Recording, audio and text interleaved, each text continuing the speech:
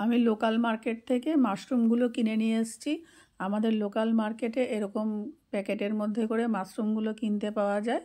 এগুলো একটু উপর দিয়ে ছিটছিটে কালো কালো দাগ পাওয়া যায়। ওরা তো বলে খড়ে চাষ হয়, সেই জন্য সেটার দাগ।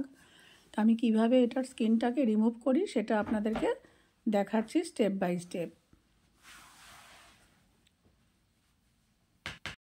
আমি মাশরুমগুলোর পেছন দিক দিয়ে, মানে যে দিক দিয়ে বোটাটা আছে সেই দিক দিয়ে অল্প একটু নখ দিয়ে তুলে এরকম করে আস্তে আস্তে করে পুরো স্কিনটাকে তুলে নেব। খুব সুন্দরভাবে এটা উঠে আসে। খুব ধীরে ধীরে, সামনে দিয়ে করলে কিন্তু উঠবে না, পিছন দিক দিয়ে ধরে এরকম টানলে পরে পেঁয়াজের খোসা ছাড়ানোর মতন এগুলো আমি ছাড়িয়ে পরিষ্কার করে নেব। তারপর শুকনো ন্যাকড়া দিয়ে আমি ভালো করে মুছে নেব। মুছে একটু হালকা গরম জল দিয়ে ধুয়ে আবার সাথে সাথে আমি এটাকে শুকনো ন্যাকড়া দিয়ে বা কিচেন টাওয়েল দিয়ে ভালো করে মুছে নেব। মুছে নিয়ে তারপরে আমি এগুলোকে টুকরো টুকরো করে কাটবো। অনেকে মাশরুমগুলোকে গরম জলে ভাপিয়ে নেন বা হালকা একটু সিদ্ধ করে নেন। আমি সেটা করব না। আমি জাস্ট একটু গরম জলে ধুয়ে এটাকে আমি একটু ভেজে নেব, তাহলে টেস্টটা অনেক ভালো আসে। আপনারা মাশরুমের আকার অনুযায়ী, যদি বড় মাশরুম হয় তাহলে 4 টুকরো কি 5 টুকরো করবেন, যদি ছোট মাশরুম হয় তাহলে 2 আধখানা করবেন। আপনাদের মাশরুমের আকার বা সাইজ অনুযায়ী আপনারা মাশরুমটাকে কেটে নেবেন। চৌকো করে কাটবেন কি পাতলা করে কাটবেন কি গোল গোল করে পাতলা করেও কাটতে পারেন। কাটাটা সম্পূর্ণ আপনাদের উপর নির্ভর করে। আমি আমার এখানে বড় মাশরুমগুলোকে 4 টুকরো করছি আর ছোট মাশরুমগুলোকে 2 টুকরো করছি। করে এটাকে ধুয়ে শুকিয়ে নিয়ে আমি আবার ফিরে আসছি আপনাদের কাছে। আমার রান্নাগুলো বা রেসিপিগুলি যদি আপনাদের ভালো লেগে থাকে তাহলে আমার চ্যানেলটিকে অবশ্যই সাবস্ক্রাইব, লাইক, শেয়ার ও কমেন্ট করবেন। এবারে আমি ক্যাপসিকাম নিয়ে এসেছি। আমি ক্যাপসিকামটা কাটাটা দেখাবো যে আমি এই রান্নায় কিভাবে আমাকে ক্যাপসিকামটা কাটতে হবে।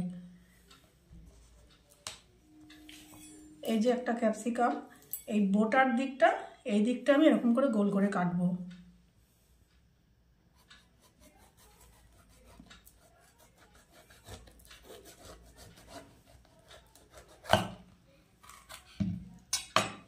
কেটে একটা চামচ দিয়ে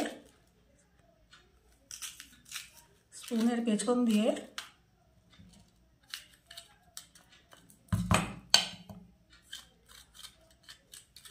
এরকম একটা হোল করে নেব। এই পাশটাও করব, এই দিকটা আমার কাজে লাগবে। এইটা চামচের সাহায্যে পেছন দিকটা দিয়ে এই দানাগুলোকে আমি বের করে নেব। এরকম করে করে দানাগুলোকে বের করে নেব।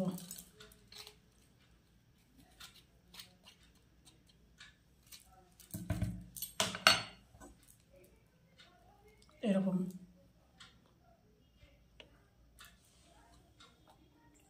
আমি এখানে একটা প্যান নিয়ে নিয়েছি। প্যানের ভিতরে দিয়েছি অর্ধেক জল, গ্যাসটা ওপেন করে দিয়েছি। দিয়ে দিচ্ছি অল্প লবণ।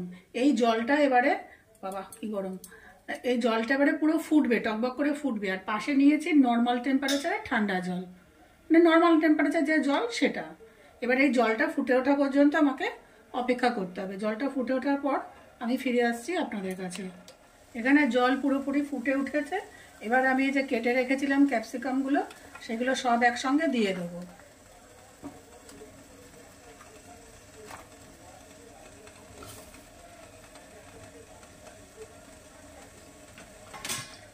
দিয়ে এটা মিনিট 2 জাস্ট রাখবো।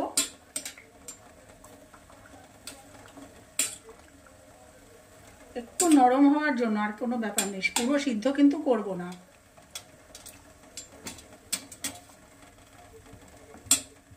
একটু নাড়াচাড়া করব, একটু উপর নিচ করব।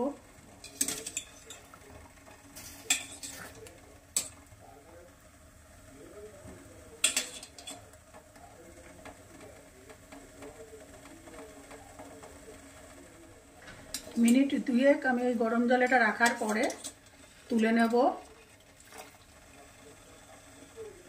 তুলে নিয়ে সাথে সাথে পাশে রাখা যে নর্মাল টেম্পারেচার এখানে দিয়ে দেবো। গ্যাস আমি অফ করে দিয়েছি।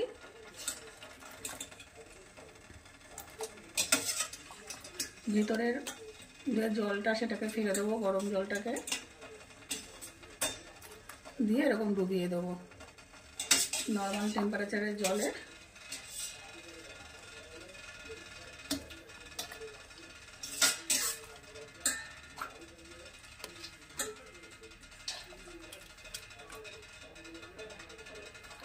ব্যাস, এবার এটাকে আমি কিছুক্ষণ ভিজিয়ে রেখে আমি এটাকে আবার এই ছাঁকনি দিয়ে তুলে আবার ঝাঁঝরি থালায় দিয়ে দেবো জলটাকে ঝরানোর জন্য। আমি ঠান্ডা জলের থেকে নিয়ে এই ঝাঁঝরি থালায় জল ঝরাতে দিয়েছি। এই যে ইয়েটা ক্রাঞ্চি ভাবটা কমে গেছে, কিন্তু পুরো সিদ্ধ হয়নি, একটু সফট ভাবটা এসছে। আর আমি গরম জলের থেকে তুলে সঙ্গে সঙ্গে ঠান্ডা জলে দিলাম, তার কারণ হচ্ছে কুকিং প্রসেসটা বন্ধ করার জন্য, নাহলে এটা আরও নরম হয়ে যেত, তখন রান্না করতে অসুবিধা হতো। কুকিং প্রসেসটাকে স্টপ করার জন্য ওখান থেকে নিয়ে ডাইরেক্ট আমি ঠান্ডা জলে ট্রান্সফার করে দিয়েছি। এবার এটাকে আমি জল ঝরাবো, জল ঝরিয়ে ফিরে আসব। তার মধ্যে আমি শুরু করছি স্টাফিংয়ের। এটা জল ঝরতে থাক, এরপরে আমি স্টাফিংয়ের প্রসেসটা শুরু করছি। আমি একটা গ্যাসে প্যান বসিয়ে দিয়েছি, গ্যাস অন করে দিয়েছি, দিয়ে দিচ্ছি সাদা তেল, পরিমাণ মতন সাদা তেল। তেলটা একটু গরম হবে, তেল গরম হয়ে গেছে। আমি এখানে একটা মোটা বেসের প্যান নিয়েছি, কারণ এটাতেই আমি পরবর্তী রান্নাটা আমি এটাতেই করব, সেই জন্য একবারে নিয়ে নিয়েছি। দিয়ে দিচ্ছি অল্প কিছু পেঁয়াজ কুচি,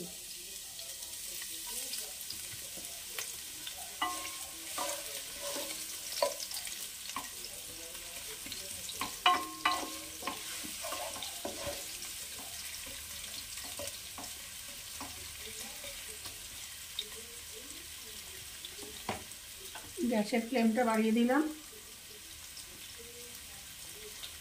দিয়ে দেব একটু সামান্য পরিমাণ লবণ, 1/4 টিস্পুন লবণ। দিয়ে দেব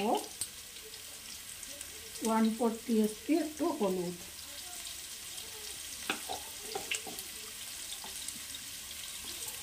এরপরে দেব 1/4 টিস্পুন একটু লঙ্কা গুঁড়ো।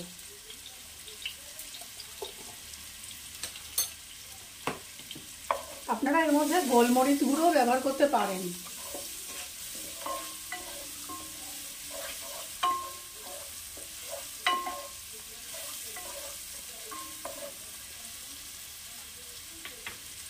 দিয়ে দিচ্ছি একটা ছোট টমেটো কেটে রেখেছি সেটা।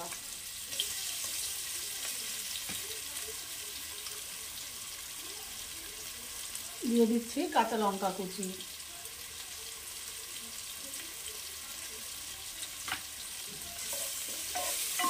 একটু ভাজা ভাজা হবে।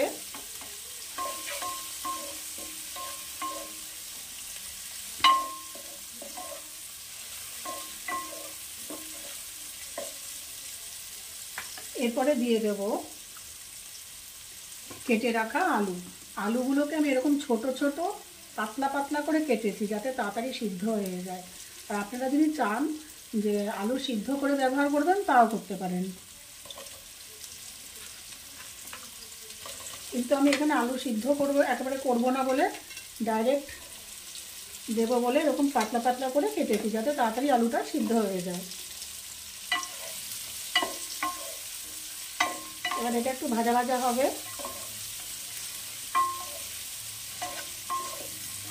আমাদের বাঙালিদের নিরামিষ রান্নায় কিন্তু পেঁয়াজ রসুন ব্যবহার হয় না, কিন্তু অন্যান্য ক্ষেত্রে কিন্তু ওরা নিরামিষ বলতে কিন্তু পেঁয়াজ রসুন ব্যবহার করে, শুধু মাছ মাংসটা খায় না। এমনি সবজির মধ্যে কিন্তু ওরা পেঁয়াজ রসুন ব্যবহার করে, কিন্তু আমরা ভেজ রান্নায় মানে নিরামিষ রান্নায় কিন্তু বাঙালিরা পেঁয়াজ রসুন দেয় না।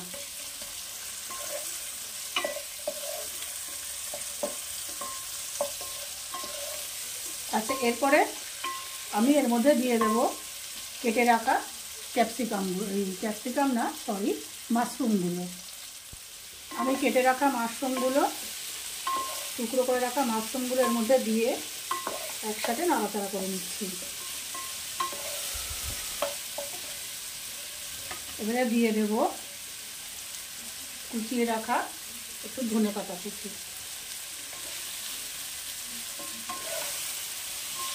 একটু ভালো করে ভাজা ভাজা করব।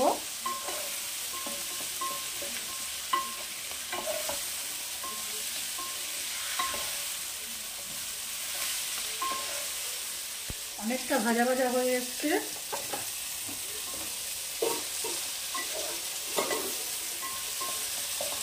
এবারে আমি এর মধ্যে দিয়ে দেব 1/4 টিএসপি একটু গরম মশলা গুঁড়ো।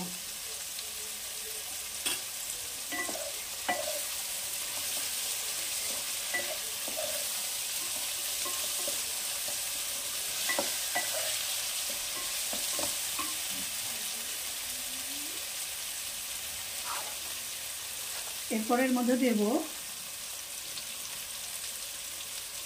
1/2 চামচ একটু আমচুর পাউডার।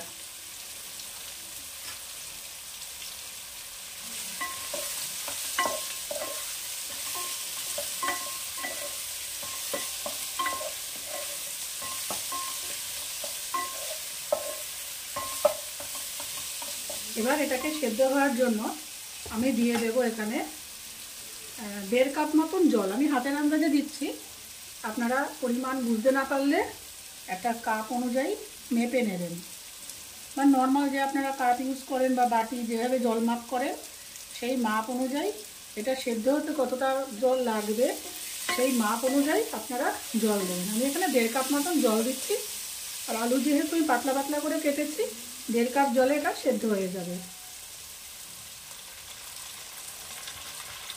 গ্যাসের ফ্লেম আমি একদম হাইতে দিয়ে রেখেছি। এবার এটাকে সেদ্ধ হতে দেবো। এটা সেদ্ধ হলে আমি আবার ফিরে আসছি আপনাদের কাছে। সবজিটা কষানো হয়ে গেছে। এবারে আমি এই আলুগুলোকে এরকম হাতা দিয়ে এরকম একটু ভেঙে ভেঙে দেবো। ভেঙে ভেঙে টুকরো টুকরো একটু করে দেবো, একটু ছোটো ছোটো টুকরো করে দেবো।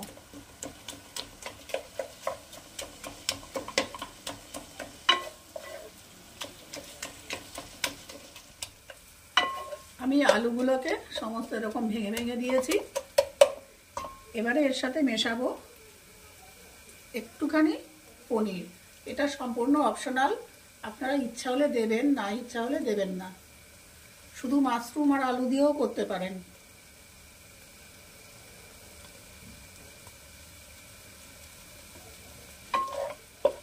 এটা আবার ভালো করে মিশিয়ে দেবো।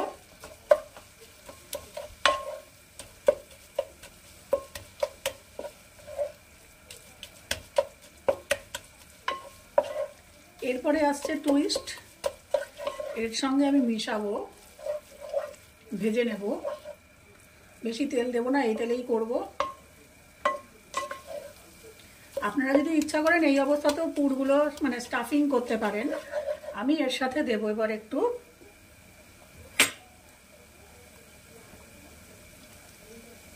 Left over rice.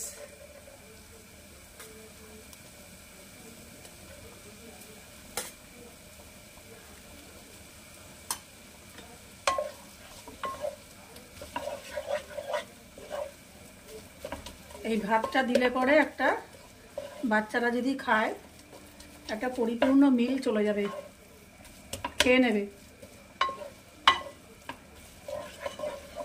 সব কিছুই সাথে গেল, ভাতও গেল, সবজিও গেল, সব কিছুই সাথে গেল এবং খেতেও খুব ভালো হয়। এইবারে আমি স্টাফিংটাকে নামিয়ে ঠান্ডা হতে দেব, আর এই ফাঁকে বানিয়ে নেব গ্রেভি।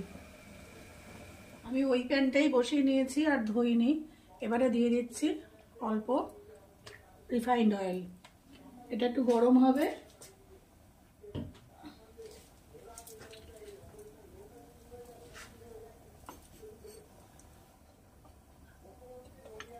এবারে দিয়ে দেব এর মধ্যে কেটে রাখা পেঁয়াজ কুচি।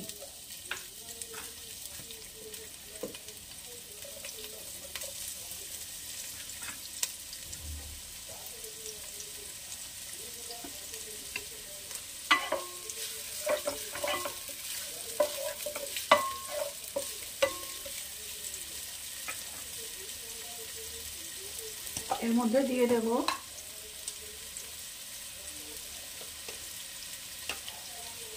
চামচ আদা রসুন বাটা,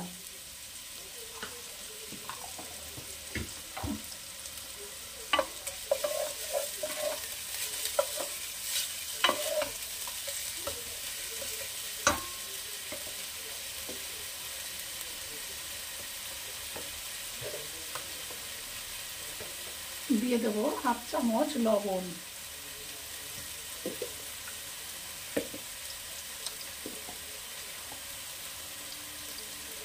দিয়ে দেবো হাফ চামচ হলুদ,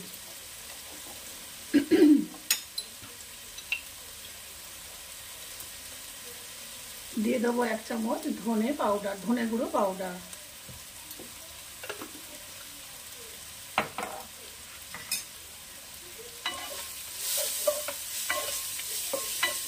এটা একটু ভাজা ভাজা হবে। গ্যাসের ফ্লেমটা কমিয়ে দেব, দিয়ে দেব একটু টমেটো সস,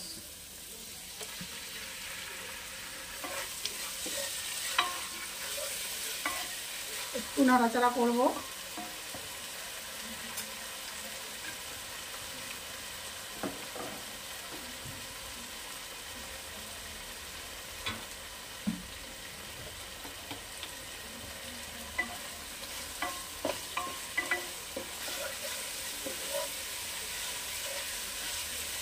এইবারে এই মশলাটাকে কষানোর জন্য দিয়ে দেব সামান্য পরিমাণে জল,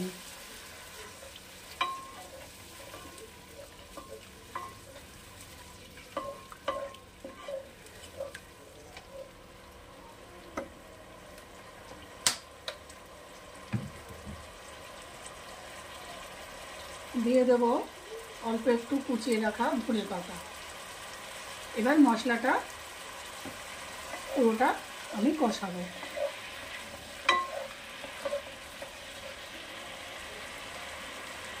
মশলাটা কষানো হয়ে গেছে, এবার আমি চলে যাব পরের স্টেপে।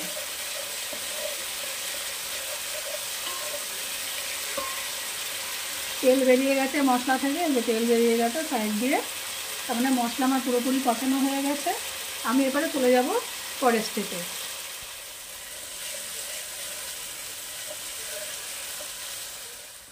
আমি ক্যাপসিকামগুলো আর স্টাফিং নিয়ে চলে এসেছি। এবারে আমি এভাবে চামচে করে নিয়ে ভিতরে স্টাফিংটা দিয়ে দেবো, এরকম চেপে চেপে।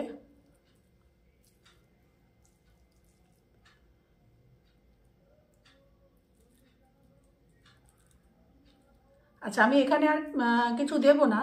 আপনাদের বাড়ির লোকেরা বা বাচ্চারা যদি চিজ খেতে পছন্দ করে, তাহলে ওই চিজ কুড়িয়ে উপরটাতে দিয়ে দেবেন। তখন একটুখানি এই স্টাফিংটা একটু কম দেবেন, দিয়ে এর উপরে একটু চিজ কুড়িয়ে দিয়ে দেবেন, যদি বাচ্চারা চিজ খেতে পছন্দ করে। নাহলে এভাবে স্টাফিংটাই থাকবে, কোনো অসুবিধা নেই।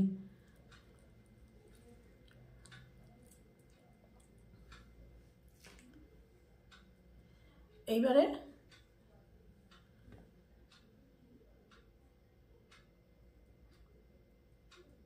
মোটামুটি একটা দিতে হবে, না এটার সঙ্গে এটা মনে হয় ম্যাচ খাচ্ছে না। এইটা একটা অসুবিধা, কোনটার সাথে কোনটা ম্যাচ খাচ্ছে এটা খুব দেখে মানে ইয়ে করে করে নিতে হয়। আচ্ছা, এই নিলাম, নিয়ে এরকম একটা টুথপিক এই গেঁথে দিলাম, প্যাক হয়ে গেল। আপনারা যদি মনে করেন যে হয়নি, আপনারা দুপাশে দুটোও দিতে পারেন, বা চারপাশে চারটেও দিতে পারেন। আরেকটা টুথপিক নিয়ে এরকম করে লাগিয়ে দেবেন, ব্যাস।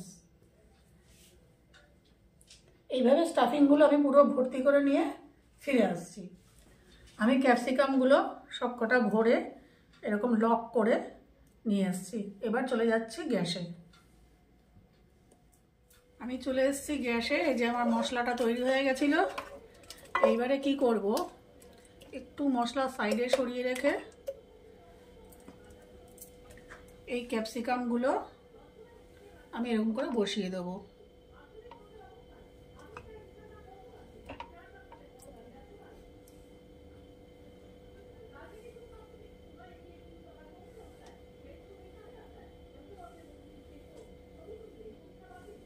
যদি বড় প্যান হয় তাহলে একসাথে দিয়ে দেবেন, যদি ছোট প্যান হয় তাহলে দুবারে করতে হবে।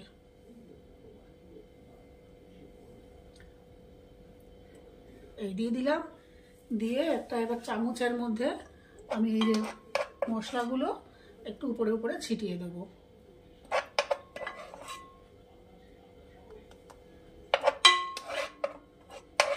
এই যে গ্রেভিটা জাস্ট একটু একটু দিয়ে দেবো, না দিলেও চলবে, কিন্তু দেখতে ভালো লাগে একটু গ্রেভিটা উপরে দেওয়া থাকলে। ব্যাস, দিয়ে এবারে এর মধ্যে একটু জলের ছিটা দেব। জলটা নিয়ে আসি।